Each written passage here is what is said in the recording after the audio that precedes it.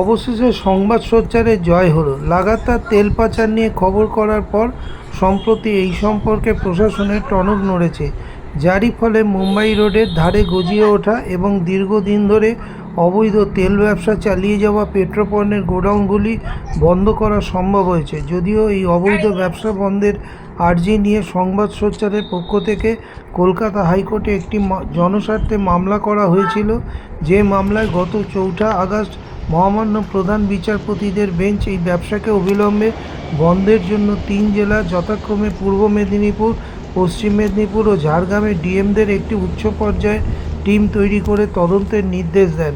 কিন্তু তারপরেও বিভিন্ন জায়গায় ব্যবসা চলছিল, কিন্তু সংবাদ সোচ্চার হাল না ছেড়ে লাগাতার এই অবৈধ ব্যবসার খবর করতে থাকে, যাই প্রশাসনের কাছে বিড়ম্বনার কারণ হয়। অবশেষে জেলা প্রশাসনের নজরদারিতে বহু তেল গোডাউন বন্ধ হয়ে যায়, যারই ছবি ধরা পড়ল 13ই ফেব্রুয়ারি আমাদের ক্যামেরায়।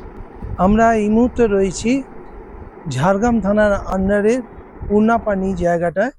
এই জায়গাটা অতীতে বেশ কয়েকবার আমরা তুলে ধরেছিলাম চোরাই তেলের কারবারের নিয়ে। এই অঞ্চলে দীর্ঘদিন ধরে একটা চোরাই তেলের কারবার চলছিল এবং বিশাল আকারে সেই কারবার চলছিল। এত বড় জায়গাটা ধরে দেখতে পাচ্ছেন, বিশাল আকারে কারবার চলছিল। এখানে মোটর ফটর লাগানো আছে, কিন্তু আজকে আমরা সকাল থেকে যে নজরদারি চালিয়েছি তাতে এসে আজকে দেখতে পাচ্ছি বিভিন্ন জায়গায় তেলের কারবার সম্পূর্ণ বন্ধ।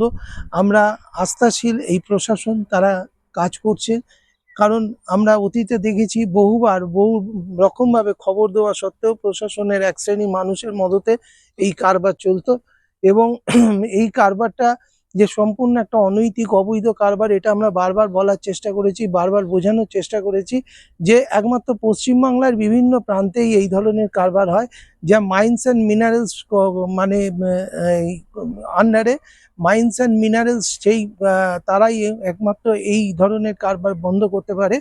তো আজকে আমরা এই মুহূর্তে পূর্ণাপানিতে এসেছি এবং পূর্ণাপানিতে এসে আমরা দেখতে পাচ্ছি এই যে রাজদেব সিংয়ের এই যে গোডাউন, বিশাল আকারের এই গোডাউন চলছিল, প্রচুর লেবার এখানে ছিল। এর আগে আমরা সেসবও দেখিয়েছি। আজকে সম্পূর্ণভাবে বন্ধ, কোনো লোক নেই, জন নেই। মানে দেখে বুঝতেই পাচ্ছেন যে গোডাউনটা মানে একদমই বন্ধ। জানি না কি কারণে বন্ধ, যদি আমাদের আসার খবর পেয়ে বন্ধ করে থাকে তাহলে অন্য কথা, কিন্তু আমরা যে আসছি এই খবরটা কারোর পক্ষে জানা সম্ভব নয়, কারণ একমাত্র মিডিয়া পার্সন যারা, আমরাই একমাত্র এই ধরনের খবর করি, বাকি কোনো মিডিয়া কিন্তু এই খবরের মধ্যে থাকে না।